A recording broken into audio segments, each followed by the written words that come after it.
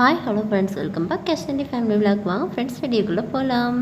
இன்றைக்கி ஒரு சமையல் வீடியோ தான் பார்க்க போகிறோம். அதுக்கு முன்னாடி பார்த்தீங்க அப்படின்னா காலையிலேயே நம்ம வீட்டுக்கு மயில் வந்துருச்சு.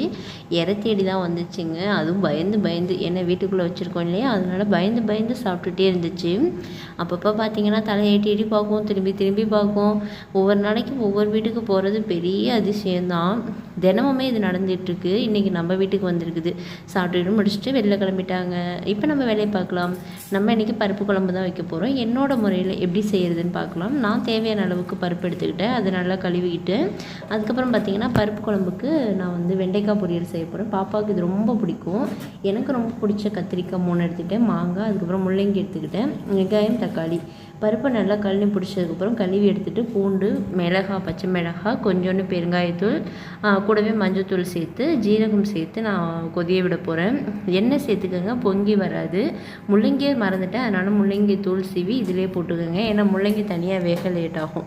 ஸோ நம்ம இப்போ அடுப்பு பற்ற வச்சாச்சு. அடுப்பு பற்ற வச்சுட்டு குக்கரில் பருப்புலாம் வேக வச்சாச்சு. வெங்காயம், தக்காளியெல்லாம் நம்ம அரிஞ்சு எடுத்து வச்சுக்கலாம். வெங்காயம், தக்காளி அரிஞ்சு எடுத்து வச்சுக்கிட்டு உருளைக்கிழங்கும் இருந்துச்சு. சரி, உருளைக்கிழங்கும் போட்டுக்கலான்னு அதையும் தோல் சீவி எடுத்துக்கிட்டேன். மாங்காவை நம்ம கடைசியாக தான் போட போகிறோம். 3 கீத்தா நான் மாங்காய் எடுத்துக்கிட்டேன். வெங்காயம், தக்காளி, கருவேப்பிலை எடுத்து வச்சுக்கிட்டேன். கூடவே ஒரு காஞ்ச மிளகாய் எடுத்துக்கிட்டேன். சட்டியை வச்சு எண்ணெயை ஊற்றி எண்ணெய் காஞ்சது, கடுகு, கருவேப்பிலை, அடுத்து பார்த்திங்கன்னா காஞ்ச மிளகாய், வெங்காயம் நல்லா வணங்கணும். நல்லா வணங்கினதுக்கப்புறம் தக்காளி போட்டுக்கலாங்க. தக்காளி போட்டு தக்காளியும் வெங்காயம் எல்லாம் பொன்னிறமாக நல்லா வணங்கி வந்துடும். அதுக்கப்புறம் நம்ம கத்திரிக்காய் சேர்த்துக்கலாம். கத்திரிக்காய் நல்லா குழைய விட்டு வேகணும். குழஞ்சி வேகிறது நமக்கு நல்லாவே தெரியும். மேலே இருக்கிற ப்ளூ கலர் மாதிரி ஒரு மாதிரி கலர் வரும். எனக்கு தேவையான அளவு நான் உப்பு சேர்த்துக்கிட்டேன். நீங்களும் உப்பு சேர்த்துக்கோங்க. பச்சை மிளகாவே போட்டிருந்தாலும் சாம்பார் தூள் 1 ஸ்பூன் சேர்த்துக்கிட்டால் இன்னும் மணமாக இருக்கும். கூடவே நம்ம தேவையான அளவு தண்ணி சேர்த்துக்கிறோம். ஸோ தண்ணி சேர்த்து நல்லா கொதிய விட போகிறோம். நான் இந்த நேரத்தில் கொஞ்சோண்டு புளி எடுத்திருக்கேன், ஏன்னா குழம்பு கெட்டு போகாமல் இருக்கிறதுக்கு. இப்போ பருப்பு வேக வச்சு எடுத்தோம் இல்லையா, அது நல்லா வெந்துருச்சு. நான் கொஞ்சோண்டு தண்ணி ஊற்றி கரைச்சி வச்சுருக்கேன்.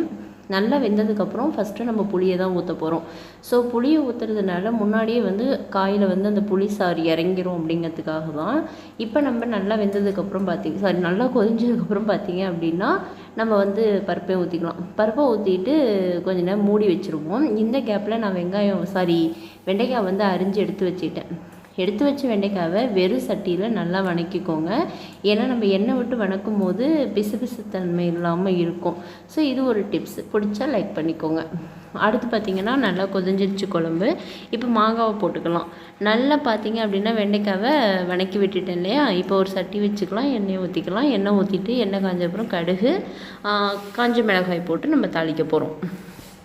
காஞ்ச மிளகாய் போட்டு தாளிச்சதுக்கப்புறம் நம்ம பார்த்திங்க அப்படின்னா வெண்டைக்காய் கொட்டிடலாம். நான் கிண்டும் போதே தெரியும் உங்களுக்கு வெண்டைக்காய் வந்து வளவளப்பு தன்மை இல்லாமல் நல்லா இருக்கிறது. தேவையான அளவு உப்பும் போட்டுக்கோங்க. நல்லா கிண்டி விடுங்க. இது மாதிரி கிண்டி எடுத்துக்கலாம். இந்த கேப்பில் பார்த்திங்க அப்படின்னா நான் வந்து குழம்புல கொஞ்சோண்டு மல்லித்தலை தூவிக்கிட்டு கொஞ்சம் நெய் வந்து ஊற்றி கிண்டி விட்டு மூடி வச்சு ஆஃப் பண்ணிடுறேன். ஸோ குழம்பு ரெடி ஆயிடுச்சு. அடுத்து பார்த்திங்க அப்படின்னா வெண்டைக்காவுமே ரெடி ஆயிடுச்சு. சட்டியில் எங்கேயுமே ஒட்டலை, பார்த்திங்களா, சூப்பராக ரெடி ஆயிடுச்சு. ஸோ இதுவுமே எடுத்து நம்ம வச்சுக்கலாம். இன்றைக்கி நம்ம குழம்பு பொரியல் ரெடி. கூடவே இப்போ நம்ம சாப்பாடும் ரெடி ஆயிடுச்சு. வாங்க போகலாம். ஒயிட் ரைஸ் தாங்க எப்பொழுதும் போல். ஒயிட் ரைஸ் ரெடி ஆயிடுச்சு, நல்லா சுட. அதுக்கப்புறம் நம்ம வச்ச வெண்டைக்காய் பொரியல் கலர் மாறாமல் இருக்குது, பார்த்திங்களா. மூடி வைக்காமல் வேக விடணும். அடுத்து சாம்பார். எனக்கு ரொம்ப பிடிச்ச கத்திரிக்காய் மாங்காய் போட்ட சாம்பார். கூடவே முள்ளங்கி, உருளைக்கிழங்கு அதெல்லாம் சேர்த்துருக்கேன். அடுத்து நேற்று வச்ச ரசங்க. ஸோ இதோட தான் இன்றைக்கி நம்மளோட சாப்பாடு. ஸோ சாப்பாடை எடுத்து வச்சுட்டு நம்ம சாப்பிட தயாராகியாச்சு. உங்களுக்கு எங்களோட வீடியோ பிடிச்சிருந்தால் லைக் பண்ணுங்கள், ஷேர் பண்ணுங்கள், மறந்துடாமல் கமெண்ட் பண்ணுங்கள், முடிஞ்ச வரைக்கும் சப்ஸ்கிரைப் பண்ணுங்கள். எங்களோட வீடியோ எவ்வளோ பிடிச்சிருக்கு அப்படின்னு சொல்லி கண்டிப்பாக கமெண்டில் சொல்லுங்கள். எங்களோட ஸ்டைலில் இந்த சாம்பாரை நீங்களும் வச்சு பாருங்கள். மறந்துடாமல் சப்ஸ்கிரைப் பண்ணுங்கள் ஃப்ரெண்ட்ஸ்.